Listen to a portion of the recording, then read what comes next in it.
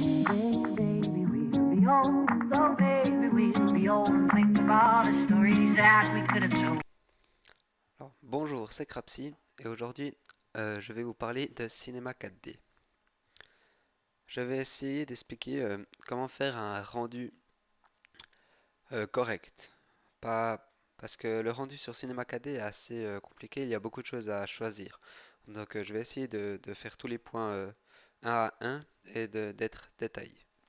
Alors pour commencer, quand vous avez votre projet qui est fini ici à peu près, qu'on peut voir mon introduction ici, eh bien, il faut choisir le rendu qu'on veut faire. Donc pour cela, on va avec la souris, ici sur le petit icône avec le, le truc pour les films et la page derrière. Et puis on presse dessus. Voilà, et maintenant il y a le réglage du rendu qui apparaît. Alors quand on est là, sous généralité, il faut choisir rendu complet.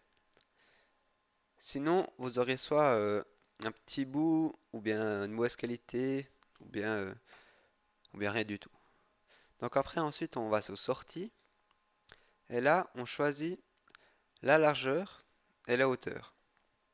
Alors pour cela, vous avez des pré-réglages. Alors je vous conseille d'aller sous film vidéo et puis de prendre HDTV 1080 par 29,97 images par seconde. Voilà. Alors ensuite, la résolution, ben, vous touchez pas. Ça permet en fait de voir si vous avez la, la grandeur des pixels. Alors ensuite, la région, non, le format du film, ça c'est justement 16 neuvième ou bien 4 tiers. L'aspect du pixel, ça c'est justement si c'est un pixel carré ou bien rectangle. Donc laissez à 1. La vitesse de défilement, ça c'est le nombre d'images par seconde. 29,97 c'est plutôt pour les films américains ou bien pour YouTube, alors que 25 images par seconde c'est plutôt pour en Europe.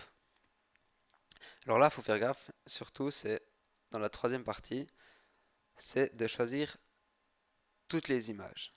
Parce que souvent, c'est soit manuel et il n'y a qu'une image, ou soit c'est un aperçu et il n'y a pas toutes les images.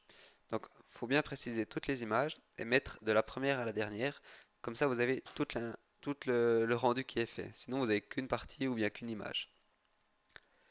Donc, l'intervalle de temps, vous ne touchez pas. Et puis, rendu par trame, vous laissez 100.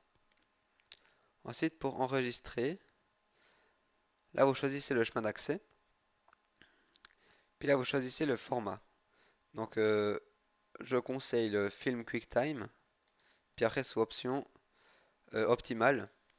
Puis là, image, on change pas. C'est en fait c'est la sortie qu'on a réglée avant qui prime. Profondeur, ça on change pas. Le nom, ça vous pouvez choisir un nom, mais vous le renommez après, c'est plus simple. Puis inclure le son, ça c'est si vous allez rajouter du son ou pas.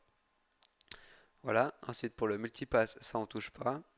Anti-aliasing, on touche pas non plus. Ou bien oui, je conseille de mettre niveau min 1 x 1 et puis niveau max 2 x 2. Et puis l'anti-aliasing au mieux. Ça permet d'éviter les flous. Ensuite, sous les options, j'ai laissé comme c'était au début.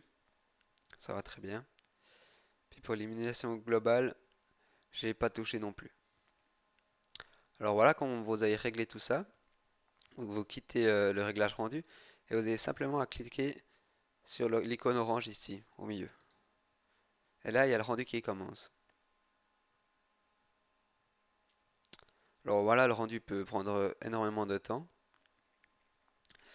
Il faut compter environ 1 heure pour un rendu de 5 minutes. Puis voilà, c'est tout pour le rendu de Cinéma 4D. J'espère que j'ai été clair et précis. Et puis si vous avez aimé, bah, vous pouvez laisser un j'aime ou bien vous abonner à ma chaîne. Merci beaucoup, bonne journée.